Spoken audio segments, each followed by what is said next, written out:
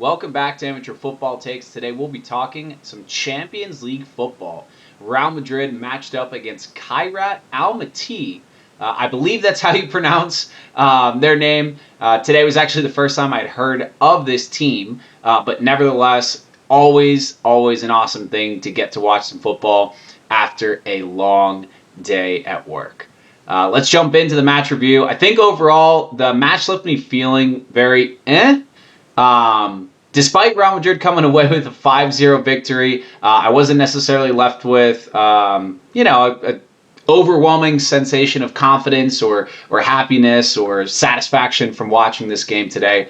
I think to start off with some positives, obviously happy that they came away with the 5-0 victory. I think this is exactly the kind of game that Real Madrid has struggled with in the past couple of years, where they let a lesser opponent or opponent, middle of the table, lower the table, back into these matches that we really need to close out and turn into a blowout. So I was happy that they were able to do that today. But I do have to concede that I could have seen this going the other way.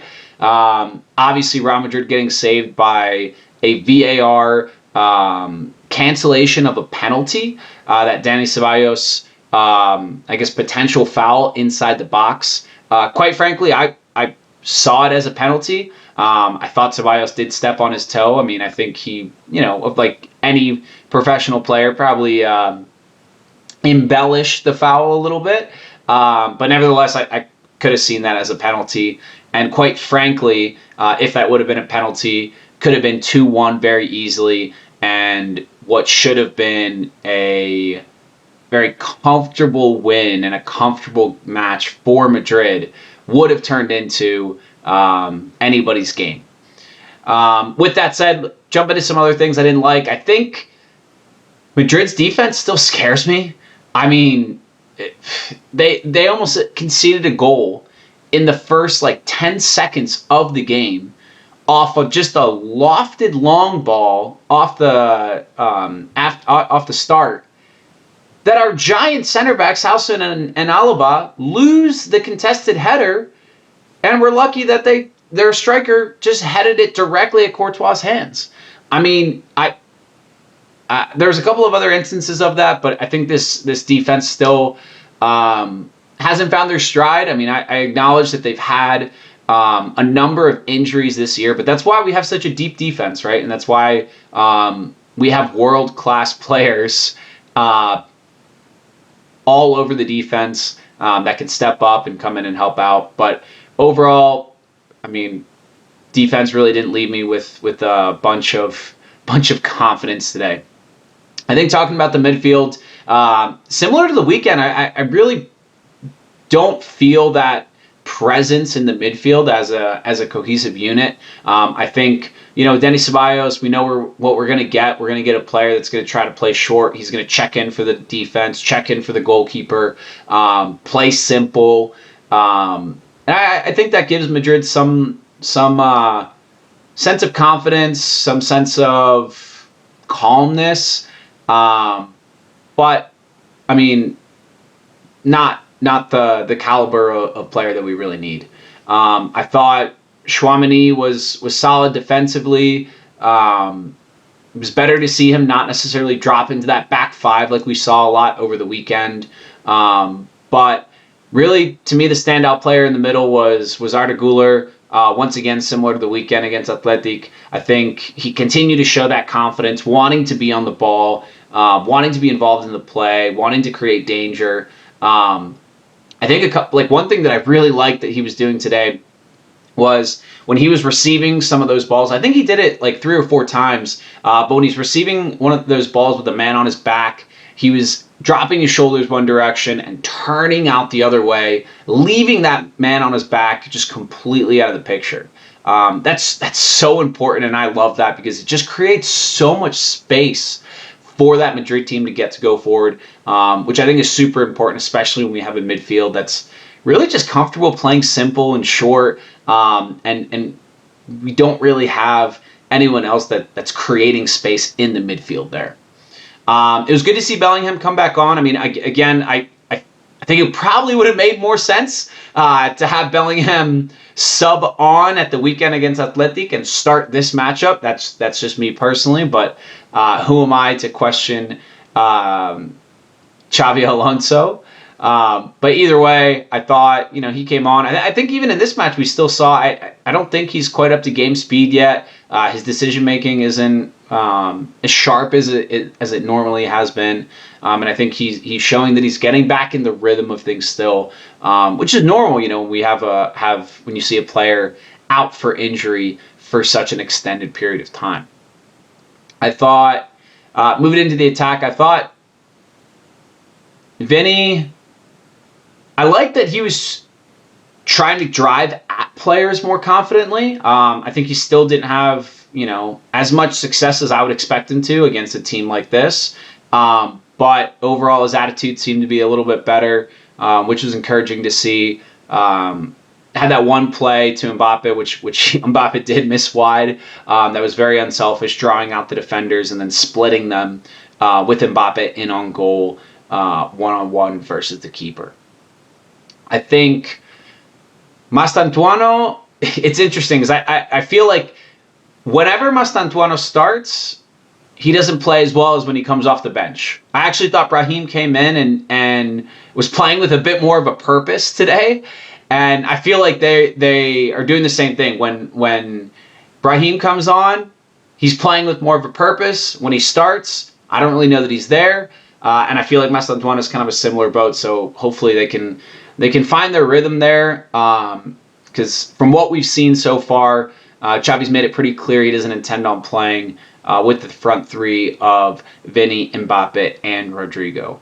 But either way, obviously Mbappe, man of the match again today with the hat trick, scoring his 60th Champions League goal, which puts him on a list of absolute footballing legends. So super excited to see that. I thought his finishing was super sharp. Obviously, it could have been 4, but coming in the clutch, penalty with a ton of confidence, the other one-on-one goal scooping the keeper, and then that lethal one-touch finish off that fantastic Rodrigo dribble and the Arda Güler layoff there.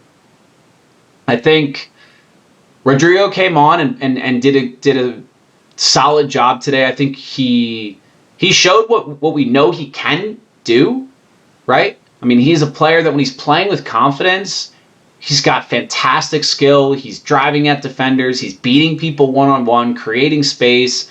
He's not just dribbling himself into a corner, not knowing what to do with the ball, and then passing it back around like I think we've seen. I think it's tough. Rodrigo obviously has done so much for this club and has been instrumental and will always be a legend for what he's done.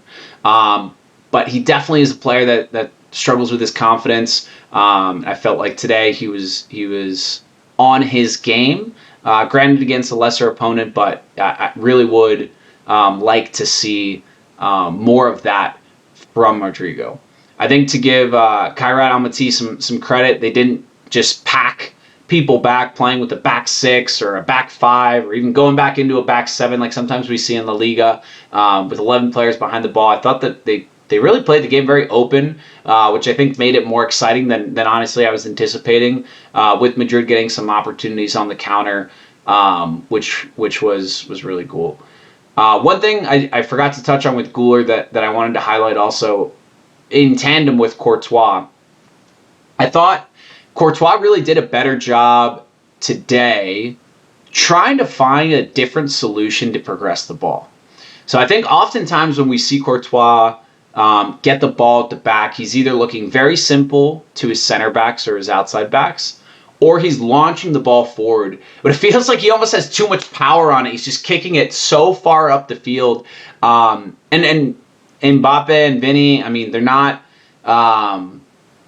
that number 9 that's going to contest a 50-50, contest a header and win the 50-50 to retain possession, which really is the alternative to playing that modern soccer, to progressing the ball out of the back. I think that's something that Benzema did so well for so many years for Madrid.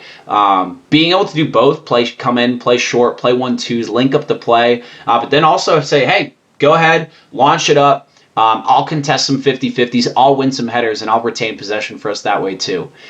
Today, I felt like Courtois was finding that ball that breaks both the lines, both the opponent's attacking line and midfield line directly up the middle. Obviously, when the space is present, I think he found Arda Güler 2 or 3 times just on a hard ball on the ground. 35-yard ball, 40-yard ball that breaks the lines, that just immediately allows Real Madrid to play very direct and progress the play, right? And I think I would love to see some more of that from Courtois with really this Madrid team not having a solution as to how they're going to progress the play against some more difficult opponents.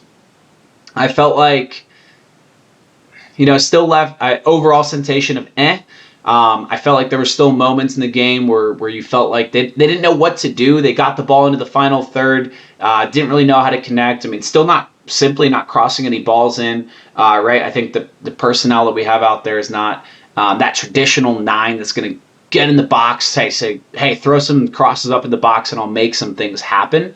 But not taking shots from far out, I worry on, what's this team's solution going to be once they get the ball into the final third.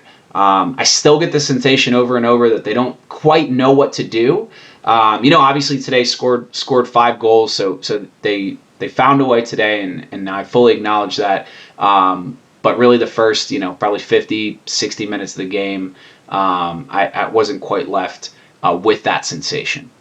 But that's all I have for today for Amateur Football Takes. Please don't hesitate. Leave a comment. Let me know what you thought of the matchup today. And I will see you this weekend on Saturday for our next episode. Thanks.